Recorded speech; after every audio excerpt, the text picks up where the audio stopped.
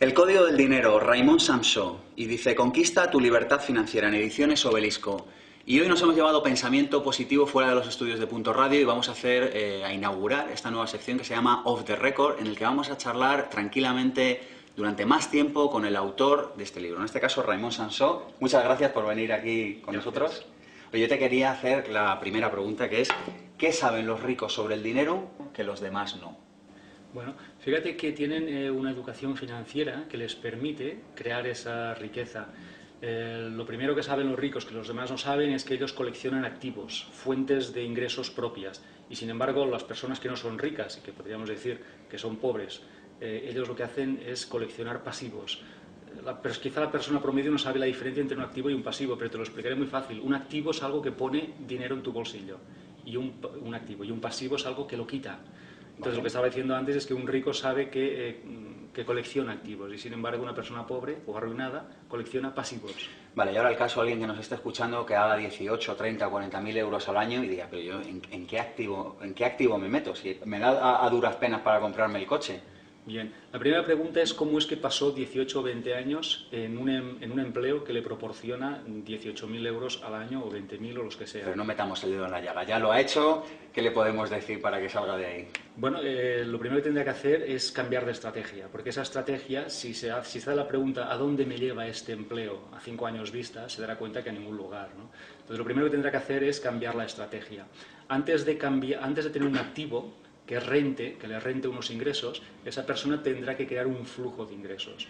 Cuando esa persona haya creado un flujo de ingresos potente, podrá invertir en activos. Por lo tanto, antes de empezar a pensar en un activo, que vaya pensando en fuentes de ingresos complementarias para poder comprar o invertir en ese activo. ¿Qué activos recomiendas, Raymond? Bueno, siempre a las personas cuando me preguntan en qué invertir, yo siempre respondo: en ti. Lo mejor que una persona puede hacer es invertir en sí misma. ¿En qué? En lo tuyo, en lo que tú sabes, en tu talento, en tu negocio, en tu proyecto. Y en tu formación también, es decir, en formarte, en rediseñarte, en reinventarte, en aprender y en saber más cada vez. Por lo tanto, la mejor cosa que podemos hacer es invertir en nosotros mismos y en nuestras fuentes de ingresos propias. Y ojo con invertir en las fuentes de ingresos de otros a través, por ejemplo, de la bolsa o de un fondo de inversión. Para mí eso no es una inversión, para mí eso es una apuesta. ¿Y una casa es un activo o es un pasivo? Depende del uso que le des a la casa. Si en esa casa vives tú y está hipotecada, por decirlo así, eso es un pasivo, porque te está quitando dinero de tu bolsillo cada mes. Sin embargo, si esa misma casa, aunque esté hipotecada, la tienes alquilada, entonces eso es un activo. ¿Por qué? Porque pone dinero en tu bolsillo. Tú cobras un alquiler cada mes. Por lo tanto, depende del uso que le estás dando a la casa. ¿Algún otro ejemplo de activo, de alguien que pueda empezar desde poco a poco? Sí, una idea, una patente, un royalty, cualquier cosa sobre la que tú tengas unos derechos de propiedad intelectual que requieren una inversión muy pequeña de dinero y sin embargo muy grande de talento, eso sería un activo. Por ejemplo, yo hice el primer libro, eso es un activo, es un ingreso pasivo, es un royalty, y como me di cuenta que funcionaba, hice 10 libros más. ¿Cuáles son los peores hábitos financieros que tenemos? Bueno, el primero sería vivir como un rico sin serlo. Ese sería un mal hábito que está instalado en nuestra sociedad.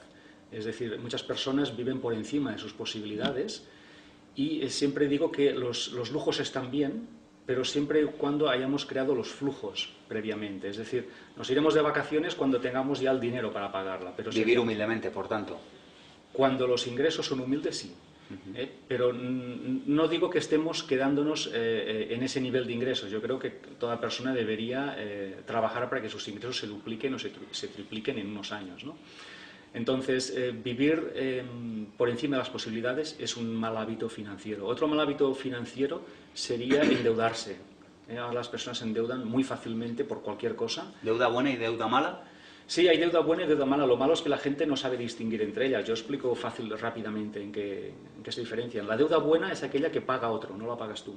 Y la deuda mala es aquella que la pagas tú. Es decir, si yo debo 1.000.000 de euros y lo tengo, digamos, en 10 propiedades y las tengo a su vez alquiladas, ¿eso sería deuda buena? ¿Yo tendría 1.000.000 de euros en deuda buena? Sería deuda buenísima, porque esa deuda no la estás pagando tú, la están pagando las personas arrendatarias que te han alquilado esas fincas, ¿no? Sin embargo, si tú vives en esa finca y la deuda la estás pagando tú, esa deuda es malísima. Por tanto, deuda buena es aquella que paga otro, y a ese otro le llamaremos cliente, sea un arrendatario o sea un cliente de tu negocio, de tu empresa. ¿Cuál es tu opinión sobre el ahorro? ¿Cuánto dinero hay que tener ahorrado? Yo creo que... ¿Y cuánto invertido, sí, por tanto? El ahorro tampoco es una estrategia sofisticada para la riqueza, porque hoy el tipo de dinero está bajísimo, entonces el banco te paga muy poco, un 1%, o sea, nada, menos que la inflación, por tanto estás perdiendo dinero, hoy quien ahorra pierde dinero, pero con eso no desanimaré a que se ahorre, sino que todo lo contrario. Yo animo a las personas que ahorren, que hagan un rincón, que reúnan una suma, pero no para tenerla en el banco, porque eso es tener tu dinero en el negocio de otro, no.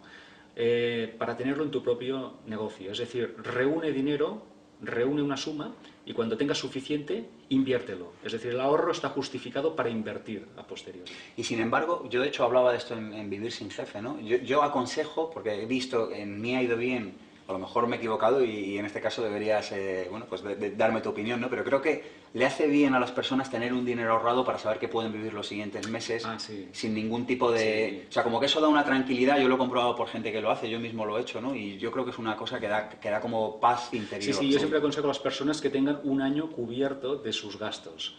Y todo lo demás invertido. Todo lo demás invertido. Ese dinero te permite ser tu propio banco, que digo yo. Es decir, cuando tengas una necesidad no corras al banco a pedirle un préstamo, puesto que tú tienes ahí una suma, puedes convertirte en tu propio banco.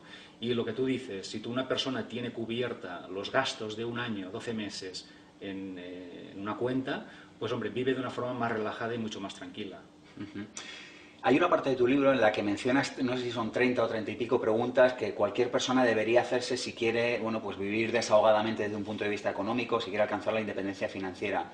¿Nos dices, no sé, las 3, 4, 5 que tú veas clave, bueno, pues para alguien que nos esté escuchando en este momento Sí. y que se le remueva un poco la conciencia? Bueno, la primera pregunta es la que decía antes, ¿a qué me conduce seguir en lo que estoy ahora? Es decir, ¿cómo estaré dentro de 5 años o dentro de 10 años si sigo haciendo lo que estoy haciendo? Y sigo ganando lo que gano y trabajando en lo que trabajo. Es la primera pregunta, ¿no? La segunda pregunta que nos podemos formular es ¿a qué me atrevería si no tuviera miedo a fracasar? Es decir, ¿qué proyecto empezaría?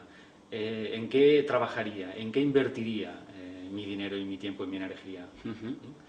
Y la tercera pregunta que yo me haría es ¿cómo puedo convertir mis talentos en ingresos? Es decir, ¿cómo puedo convertir aquello que yo sé o hago bien y lo puedo convertir en una propuesta comercial que se convierta en ingresos? Es decir, convertir talento en dinero. Uh-huh. Oye, me gustaría que nos contaras un poco de tu experiencia personal, ¿no? ¿Qué te hizo salir de esta especie de espejismo, de esta especie como de hipnosis, de los trabajos por cuenta ajena? ¿Qué te hizo salir de ahí y qué te hizo lanzarte, bueno, pues a llevar la vida que llevas? Sí, bueno, pues fíjate, yo he sido empleado durante muchos años en 3 bancos y en 3 multinacionales y sin embargo hace 10 años soy emprendedor y monté mi propio proyecto. Infoemprendedor, mencionas. Infoemprendedor, sí. Que me gustó ese término. Mi materia prima es el conocimiento, la información, infoemprendedor. Bueno, pues yo me di cuenta de que no era feliz, es decir, de que mi vida no tenía significado. Ganaba mucho dinero, me pagaba muy bien en el banco, era fijo, era director, estaba bien considerado y sin embargo carecía de significado. Entonces, las personas cuando llegan a cierta edad, a los 30, a los 40 años, buscan más significado, propósito, una misión, algo que les satisfaga y no tanto dinero. Entonces me di cuenta de que eso me empezaba a enfermar, me empezaba a deprimir. Era una persona triste y por supervivencia, no por valentía, decidí dedicarme a aquello que me apasiona, que es la escritura de libros, la motivación y el conocimiento. Y fíjate tú que ahora las cosas me van muchísimo mejor, soy mucho más feliz y mi vida ha dado un gran cambio desde que me atreví a hacer ese cambio que ahora trabajo básicamente por mí y para mí. Uh-huh. Raimon, ¿qué es lo que nadie nos dijo sobre el dinero?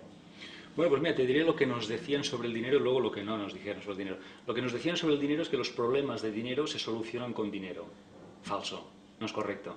Y lo que no nos dijeron es que los problemas de dinero se solucionan con imaginación, con creatividad. Antes de acabar, me gustaría que le pusieras deberes a quien nos esté escuchando. ¿Qué deberes le pones? Bueno, pues el primer deber que podríamos hacer es para el año que viene que calculen las personas su patrimonio neto. Ya dirás, ¿y qué es el patrimonio neto? Muchas personas se preguntan. Bueno, pues el patrimonio neto son sus activos menos sus pasivos, es decir, aquello que tienen menos aquello que deben. Deberíamos saber si nuestro patrimonio neto es negativo, positivo o cero. Por lo tanto, vamos a reunir todo aquello que tenemos y vamos a restarle todo aquello que debemos. Y vamos a ver si nos sale una cifra roja o negra. Si sale positiva, pues vamos bien. Y el deber para el año que viene podría ser ¿qué puedo hacer para que este patrimonio neto aumente un 10%? Es decir, me voy a poner el deber de aumentar mi patrimonio, mi riqueza, el patrimonio neto es la riqueza, en un 10%. Otro deber que nos podríamos poner, y este para mí es importante, es ¿qué fuente de ingresos complementaria puedo desarrollar este año que empieza ahora? Yo me pongo cada año el deber, la obligación moral de iniciar una nueva fuente de ingresos y sumarla a las que ya tengo. Ahora mismo estoy personalmente en 9 fuentes de ingreso y en el año que viene la 10ª. Es decir, que cada persona piense en una actividad que pueda hacer fuera de su trabajo, que la pueda hacer en horas, desde su casa, para complementar sus ingresos. Eso es lo segundo que podemos hacer. Y lo tercero es ¿qué cifra quiero ganar este año?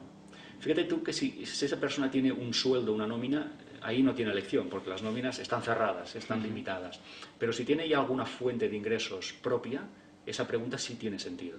Tú te puedes decir, yo el año que viene quiero ganar pues un 10% más, o un 20% más, o un 40% más. Entonces la segunda pregunta será, muy bien, ¿y qué tengo que hacer yo para ganar ese 10% más o ese 20% más? ¿Qué cosas tengo que hacer? Hacer ingeniería inversa, digamos. Exacto, partir del final. Es decir, yo quiero ingresar tanto y ahora vamos a ir hacia atrás y vamos a ir a detalle cuántas cosas tengo que hacer, cuántos clientes tengo que hacer para poder reunir esa suma a final de año. Oye, y un revulsivo para todos los que nos estén escuchando y tengan un trabajo por cuenta ajena.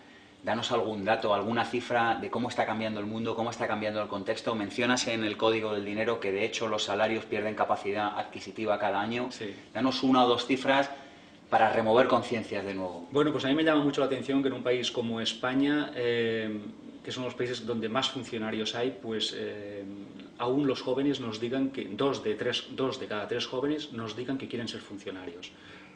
Las cosas no van a ir bien así, ni al país ni a esas personas, económicamente al menos. También hay otra cifra que me llama mucho la atención y es que el 80% de los españoles están haciendo trabajos que no les interesan, que no les gustan. Bueno, pues lo mismo, su economía no irá bien haciendo un trabajo que no les gusta y la economía del país menos. Entonces, esas cifras a mí me llaman mucho la atención y lo que animo a todas las personas es que saquen al emprendedor que hay dentro de ellas y que piensen que se puede ganar dinero con aquellas cosas que les apasionan. De hecho, les irá mucho mejor haciendo cosas que les apasionen.